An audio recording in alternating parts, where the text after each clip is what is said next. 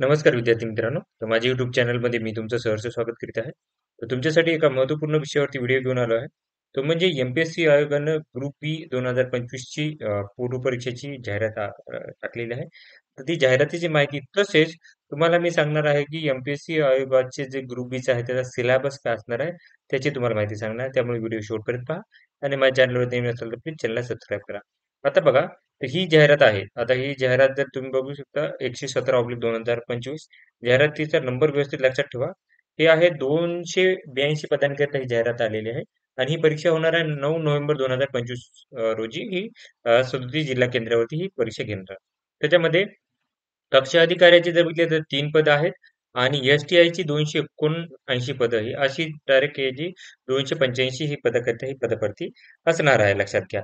आता याच्यामध्ये पी-एस-आयचं पद नाहीये, पण पी-एस-आयची पदाचं मागणीपत्र गेलेलं आहे आणि यासाठी जाहिरातीमध्ये अजून पदं 101 पदाची काय केली की ॲड करून ही जाहिरात परत एकदा येणार आहे. पी-एस-आयचे जाहिरात ह्याच्यात नाहीये, पण पी-एस-आयचं हे ॲड होऊन परत जाहिरात ही रिवाईज होऊन जाहिरात येणार आहे लक्षात घ्या. आता काय करूयात आपण तुमच्यासाठी की एक महत्त्वपूर्ण माहिती सांगणार आहे, ती म्हणजे फिजिक्सवाला तुमच्यासाठी घेऊन येत आहे 80% पर्यंत एम-पी-एस-सी बॅचेसवरती 80% पर्यंत सूट आहे. आता कोणकोणत्या बॅचेस आहेत बघा. ही ऑफर असणार आहे की जी स्वातंत्र्य दिनाची ही ऑफर असणार आहे. तर बघा जे विद्यार्थी एम-पी-एस-सी तयारी करतात त्यांच्यासाठी खूप महत्त्वपूर्ण आहे. बघा, तर बॅच कोणकोणते आहेत? 15 ऑगस्ट विथ पी-डब्ल्यू-डी हॅशटॅग तुम्ही यूज करू शकता. आता सक्षम बॅच आहे 2.0 ही राज्यसेवा एम-पी-एस-सी राज्यसेवा फाउंडेशन बॅच असणार आहे. त्याची प्राइस जी होती ओरिजिनल 19,999 ती तुम्हाला भेटणार आहे 5,999 रुपयाला. ते नायक 2.0 ही बॅच असणार आहे. ही एम-पी-एस-सी कंबाईन्ड 2025 फाउंडेशन बॅच असेल. याची प्राइस आहे 2,499 रुपयाला तुम्हाला भेटेल.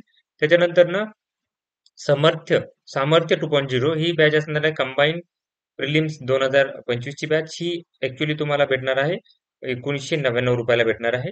त्याच्यानंतर संग्राम बॅच असणार आहे ही कंबाईन्ड फाउंडेशन बॅच असेल 2026 साठी ही 2499 रुपयाला असेल.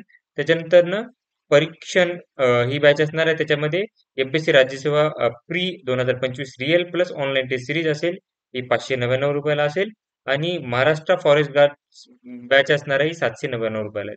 तर आताच लाभ घ्यायचा आहे तुम्हाला आणि तुम्ही जर एस-एस-ओ 1000 बघा लक्षात घ्या मी सांगत आहे. सुशील सिरसट ऑफिशियल एस-एस-ओ 1000 असा जर कोड यूज केला तर तुम्हाला काय भेटणार आहे की 1000 रुपयापर्यंत एक्स्ट्रा ऑफ भेटणार आहे. तर ही तुम्हाला माहिती होती. चला आपली परत सुरुवात करूयात. तर हा सिलेबस आहे.